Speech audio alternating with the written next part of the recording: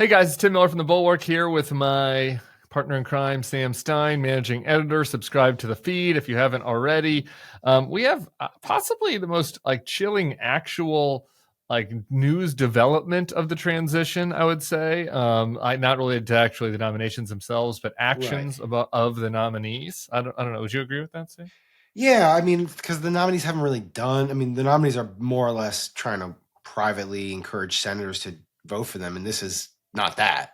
Right. This is So, here's what has happened. Kash Patel, who as you know has been nominated to lead the FBI, despite having no relevant experience for that job and having written a Donald Trump children's book that you got signed with a QAnon slogan from him as a little bonus, as a little lanyap. So this is the man, a conspiracy theorist looking to lead the FBI. His lawyers sent a legal threat to Olivia Troye. You might know Olivia Troye. She had worked in the Trump 1.0 administration, had left and been a whistleblower. She was a staffer for Vice President Mike Pence.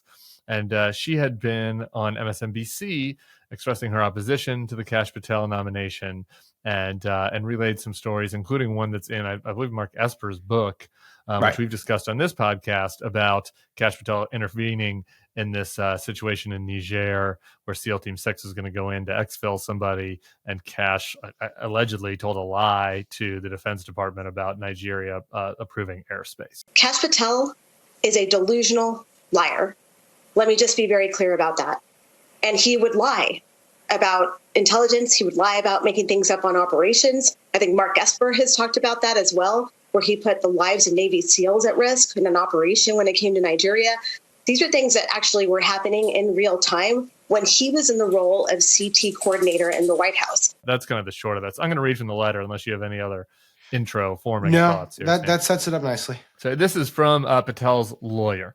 Dear Ms. Troye, this law firm represents Kash Patel. Litigation will be filed against you if you fail to publicly retract defamatory statements you made about Mr. Patel on MSNBC on December 2, 2024. Be further advised that you should identify and preserve all hard copy and electronically stored documents, information, and data that relate in any way to Mr. Patel and to your statements about him on MSNBC. Letter goes on and includes directly citing her comments that Mr. Patel would, quote, lie about intelligence and would, quote, lie about making things up on operations, specifically referencing that Nigeria situation. It ends with Mr. Patel demands that you retract your lies in a public statement on your X account within 5 business days of receipt of this letter. Unless that step is taken, Mr. Patel will take swift legal action to uphold his rights and reputation. Olivia shared that letter on her Twitter and Instagram, saying that this aligns with his threats against the media and political opponents, revealing how he might conduct himself in the FBI. She stands by her statements. Her priority remains the safety and security of the American people. This is extremely concerning to me. But Sam, why don't you kick off what your thoughts are? Well, I think I guess I'm kind of shocked, to be honest, that he would do this. I mean, not that he doesn't believe in using legal threats to bludgeon his opponents and go after the media. Like, he's been pretty open about it. He said it a bunch of times that they would use, the government to go after opponents. What surprises me is that in the crucible of a Senate confirmation process that's to come, knowing fully well that this is the knock against him, that he would sort of aggressively use the government to do this, that he would in fact affirm the concerns of people around his candidacy. I mean, look, Olivia's on MSNBC making a point about him and his actions during the Trump administration, and she's saying stuff that's already been reported. And he is going to say, he's going to threaten her legally for that. That's, to me, that is a very ominous sign of what he would do if he actually were in the FBI and actually did have the resources of the agency at his disposal. That's why I find this very troubling. Yeah, very ominous, right? And it seems personal, right? I don't know. Olivia and I are friends, but I haven't actually spoken to her today. But as you're saying, many people have said this on TV. I might have even mentioned this Nigeria situation on TV one time. It's been out there for years or a year. It's not like revelatory. She was just referencing prior reporting. Right. And so for him to pick her out certainly implies that it's like related to, sort of grievance, right? And bitterness that the incoming administration has against people that worked in the first Trump administration that spoke out or that investigated, or whistleblowers, right? And that, like, that's the prime concern about the incoming FBI, as you said, right? That they would target people based on personal vendetta. And like he's already doing that. He's not even in there, and he's already doing that, and in a very public way, in a very public manner. And isn't it like ironic, right? Like, I mean, maybe they don't give a shit, and in fact, maybe they feel emboldened to do this. But the entire idea behind putting Kash Patel at the FBI is, oh my God, lawfare was run rampant during the Biden administration. Lawfare being the use of the law, in this case, the Justice Department, to go after your political opponents. And that was this great crime that Biden and his cronies committed against Trump. And yet Allegedly. Here we are. Allegedly, yes, of course. Yeah. And yet here we are. Purportedly, maybe, but not allegedly, purportedly, or imaginarily. And if they did it, they did it pretty poorly, because here we are with Trump about to take over the government. We have the worst deep state of all time. That's just a quick aside. If the deep state, if this is the deep state, I have very low confidence in America's ability to achieve anything. You got to get the subs in. Yeah, get the next 5 in for the deep state, because the starting 5 came up a little short on this one. But anyways, back to Kash. It's like everything he purports to be horrifying about the Biden administration is the use of the government to go after opponents. And here he is, on the cusp of being confirmed. And we should talk about his confirmation, which does look shockingly plausible at this point. But here he is on the cusp of being confirmed, and he's like, you know what? I'm just going to show everyone what I'm going to do, and I'm going to just go after Olivia Troye with this legal threat. Yeah. And so I guess one more thought on just kind of the ominous side of this, and then we can talk about the politics and sure, and a little bit more on the hypocrisy. But on the ominous, like the FBI director, I've been having a couple conversations with friends who've been in the bureau over the last couple of days, and like the FBI director has really a lot of leeway to target people, right? And like eventually their checks come into place, right? Like if you're going to actually prosecute somebody, etc. But there's those are checks like 4 steps down the road, exactly. Right? The oversight of the FBI is notoriously difficult. Yeah, it's just they don't tell you about what they're investigating for obvious reasons. They don't want to sell the investigation. And so having somebody that is like just not just signaling, like has a red flashing siren over his head that's like, I'm going to target people and I'm going to use the tools of the government to do it. And there can just be a ton of damage that is done. And because this person went after him, right? Like, if he's the FBI director, are we not allowed to critique his conduct? Is that going to be a bridge too far? That seems like what he's trying to signal. And it seems like a high fastball, high and tight. Yeah. And it's like trying a brushback pitch. It's like, guys, watch out. And that's that is not how things work in America. All right. I guess is at least that's not how things have worked in America. And I think that there's going to be a lot of people. I think there are going to be a lot of people fighting the notion that these guys, these sort of the Keystone Cops coming in, their intention to change things, the way things work. So that's one.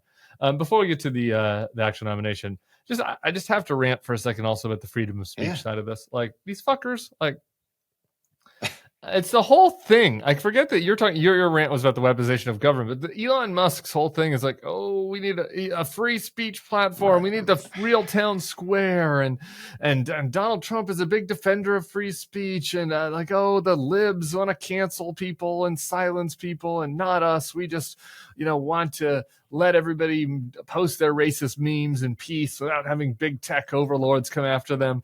And it's like, before they even get power, they're already trying to stifle speech.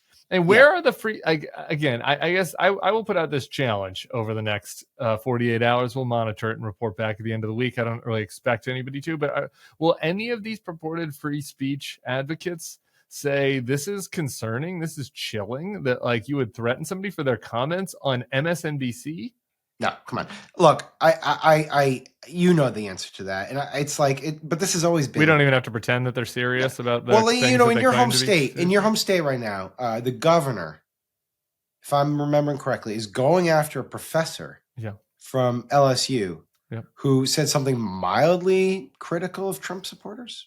mildly critical. He's like, he's kind of a troll on the internet, but that shouldn't really matter. Whatever. Yeah, I'm not trying to defend the professor. I'm defending the concept of like academic freedom. I'm a troll on the internet. That wasn't even really a pejorative. I'm just saying if we're going to be honest about it, like takes one to know one here. Yeah. But anyways, like there's no consistency intellectually here. And I will reference this, like, so Kash Patel, like NBC has an article up just like within the last hour, and they're talking about his like threats to go after journalists. And in the article they noted that Patel in February talked to them and said, I really actually do love journalists. You guys serve a real important function, and I just want to make sure that the journalists who lie and who break the law are the ones who get punished.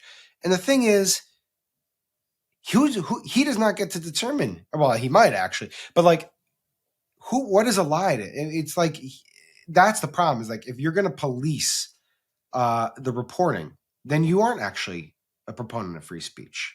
You're anything but. And so to your point, it's deeply hypocritical. Maybe some of those bro podcasters that are big on free speech will. Where's Joe? Where's Joe Rogan? Memo to the manosphere. Free speech here and threat. It's coming from inside the house. All right. The nomination process for Kash. Yeah, how you feeling about it? So here's I guess what I would say. The Hegseth nomination process, there was like a period of a week or so where the conventional wisdom was like, I don't know, Hegseth, things are moving smoothly. It's Gates and Tulsi that are the problem. And then, the wheels started to fall off the apple cart, and now Trump and Meatball Ron are talking about, changing horses. Okay. Right, Hegseth's in the barrel right now. And Kash is looking okay. Does that change? Right, like if the circumstances change where it's DeSantis, does the spotlight go on Kash more? TBD. I think that the big issue for Hegseth has been Ernst. Right, that you have this little Collins and Murkowski duo, and you need to get two other people to stop any nominee, two other Republicans. And so it's like, is there another Republican that wants to stick their neck out? It seems like Joni Ernst has been sticking her neck out a little bit on Hegseth, and that kind of gives cover for some of the other senators who really would rather have it be Ron DeSantis. Be like, oh well, if Joni says so, I'll follow her. Right. Is there going to be anybody that would stick their neck out on Kash?